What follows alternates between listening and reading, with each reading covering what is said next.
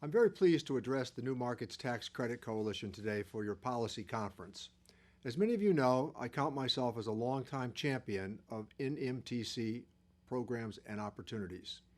I'm a former mayor, so I know just how important revitalization is, particularly for communities in economic distress. Distress which has only been exacerbated by the pandemic. The New Markets Tax Credit has been a critical tool for helping these communities during an incredibly challenging time.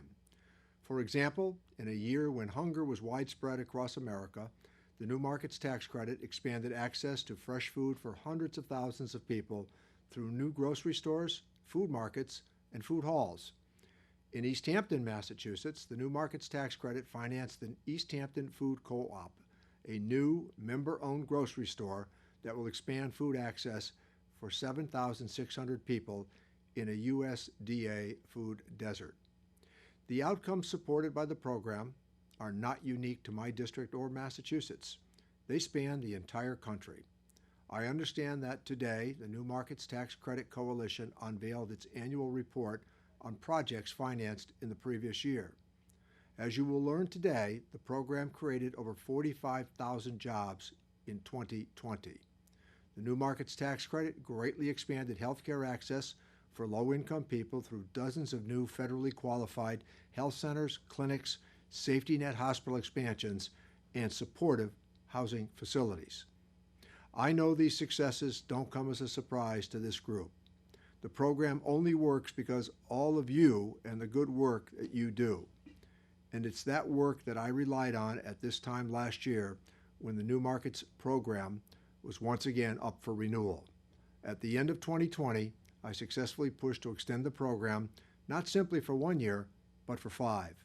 Myself and other supporters of the initiative in Congress didn't stop there. In June 2020, the House took up H.R. 2, the Moving Forward Act, to improve our nation's infrastructure. That bill, which traveled through my committee, included a permanent extension of new markets at $5 billion, as well as a $3.5 billion additional allocation phased in over 3 years to help with economic recovery. At the time, we were not able to get H.R. 2 through the Senate. However, it was our hope that our action in 2020 would set the stage for legislative movement in 2021. Now that we are in a new Congress with a willing partner in President Biden, I am more hopeful than ever that we can make needed expansions to the New Markets Tax Credit and finally make the program permanent. As you know, Congress is working towards considering an infrastructure package sometime this year.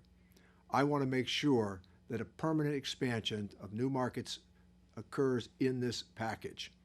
A permanent New Markets Tax Credit program not only has bipartisan bicameral support, but thanks to the coalition's effort, it was also included in President Biden's budget. I also understand that economic circumstances caused by the pandemic has had a significant impact on credit pricing. I support improvements to help diversify and improve the investor market, such as providing AMT relief. These improvements, like the program itself, have bipartisan, bicameral backers in Congress. I don't want to downplay the challenges we face in moving a large infrastructure investment package through Congress. But there are many different priorities that also could be included in the bill, and we are still discussing it with the Senate and with the Biden administration as to how best to proceed. So we will still need your help to get our preferred policy over the finish line. If I had to give any single piece of advice, that would be to guide your advocacy through all of this by telling the stories about this successful program. You've heard me say this before.